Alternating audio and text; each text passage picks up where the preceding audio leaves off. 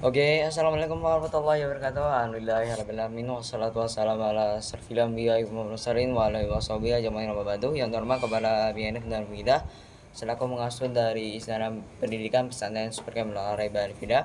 Yang terhormat kepada orang tua saya dan keluarga saya, semoga saya selalu saya Effendi.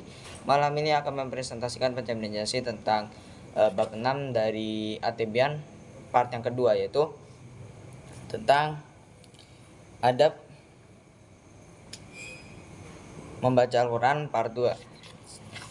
Di part 2 ini ada lanjutan dari adab-adab dalam membaca Al-Quran yang kemarin sudah dijelaskan dalam part 1. Ini part, dan malam ini adalah part keduanya, yaitu menghormati Al-Quran adalah merupakan tindakan yang perlu diperhatikan oleh pembaca Al-Quran dengan cara untuk menghindari hal yang disepelekan, dengan cara menghindari tertawa dan berbincang saat membaca Al-Quran, kecuali hal tersebut dilakukan karena dalam keadaan mendesak.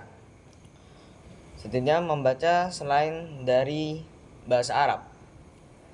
Kalau dalam sholat membaca Al-Quran selain dari bahasa Arab, contoh bahasa Indonesia atau bahasa Inggris, itu tidak sah sholatnya. Namun bagi yang tidak, misalkan dalam berdoa kita tidak hafal Arabnya, kita tidak hafal bahasa Arab dari doa tersebut, maka tidak diperbolehkan untuk menggunakan bahasa kita sendiri. Contoh menggunakan bahasa Indonesia atau bahasa Jawa dan bahasa yang lain.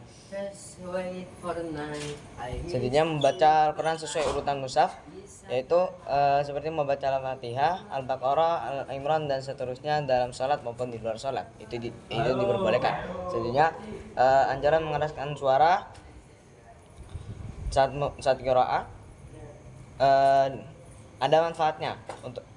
Ada manfaat dari mengeraskan suara saat membaca, yaitu membangunkan hati pembaca, menyingkirkan ngantuk, dan mengumpulkan keinginan dan pendengaran dari si pembaca. Selanjutnya membaguskan suara pada saat qiraah.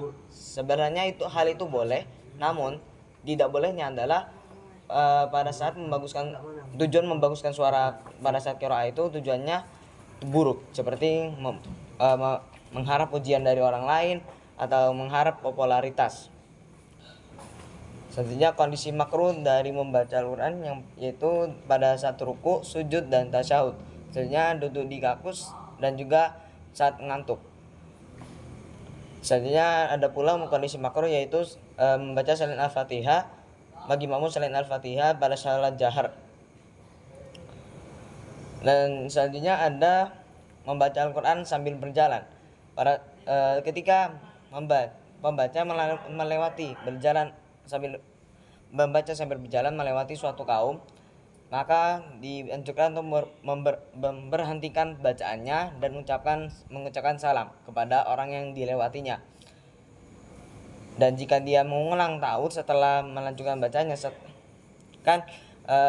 dia melewati suatu kaum, bacanya dihentikan, mengucap salam. Setelah mengucap salam, melanjutkan bacanya. Dan pada saat melanjutkan bacanya itu, jika dia ingin mengulang dari ta'awud, maka itu lebih baik. Dan jika ada orang yang melewati pembaca tersebut, maksudnya si pembaca ini duduk, terus ada orang yang melewati pembacanya yang sedang duduk, maka orang yang melewati si pembaca ini tidak perlu untuk mengucapkan salam. Karena apa? Karena si pembaca ini sedang sibuk dalam membaca Al-Quran. Sekian dari saya. Bila ada salah kata atau ada kata yang kurang berkenan, mohon dimaafkan. Wassalamualaikum warahmatullahi wabarakatuh.